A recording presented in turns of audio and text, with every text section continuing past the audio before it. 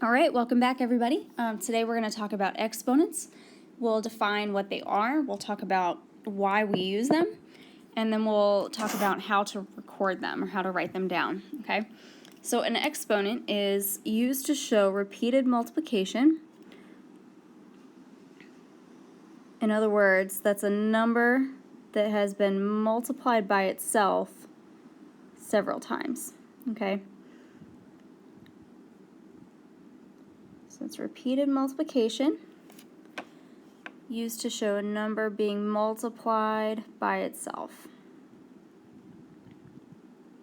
All right, now let's first talk about this in terms of an example. So we might have somebody trying to have us do 5 times 5 times 5, okay? Now that's a very long way of writing it, or a much shorter way of writing it would be to say 5 to the third power. So if we go back to our original notation, we had 5 being multiplied by itself. There's the first time, the second time, and the third time, okay? But do you see how much quicker we were able to write it by simply writing our base of 5, that's the number that's been multiplied, with our exponent of 3, okay, the number of times that it got multiplied by itself. So this is simply a much quicker way of writing our multiplication problem. We still solve it the same way to get 125, okay? That would be 5 times 5 times 5, or 5 times 5 giving us 25. 25 times 5 again gives us 125, okay? So now we're going to talk about exponential notation, word notation, expanded notation, and standard notation, okay? So originally we started with how to write something in an expanded form, right? They gave us 5 times 5 times 5. We also call this factor form because 5 and 5 are all factors of 125. So this would be our expanded form. It's written out as long as we could using numbers. We could write it in word form, okay? That would simply be to say 5 to the third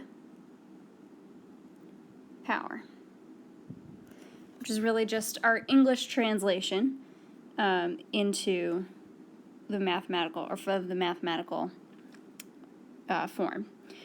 Exponential notation would simply be to write it just like I told you on the last slide, 5 to the third power. And then standard form is whatever our answer would be if we were to multiply it all out. So that would give us 125. All right, so our last couple of things that we need to cover are some special cases.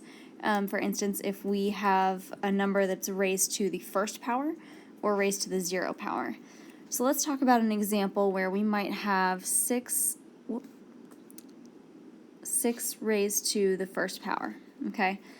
Now if we remember, our expanded form of that would be 6, and that's our first one, and since we only had an exponent of 1, that's all we have, so it's just going to be 6 as our answer. And therefore any number that's raised to the first power is just itself. Now on the other hand, we could have a number raised to the 0 power, for instance 10 to the 0 power. Now any number raised to the 0 power is just going to be 1, okay? Now I could simply explain that to you, but I think it would be a lot more fun for you guys if you had an opportunity to earn some points for your table teams.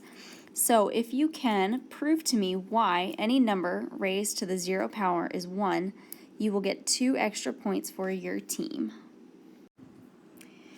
All right, and our last thing is just a chance for you guys to practice this stuff on your own. So on your notes sheet, I gave you guys a problem to try on your own. I said to try to write 4 to the second power in all the 4 forms, okay? So what I mean by that is I want you to set up the table that we did on our second slide, okay? Looks just like this. Little T down the middle, okay? And in the top left, that's going to be our exponential form. On the top right is your word form.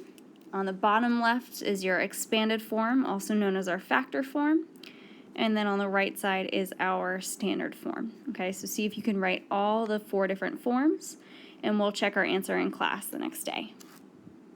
All right, good luck with your practice. Thanks for watching, and I'll see you tomorrow.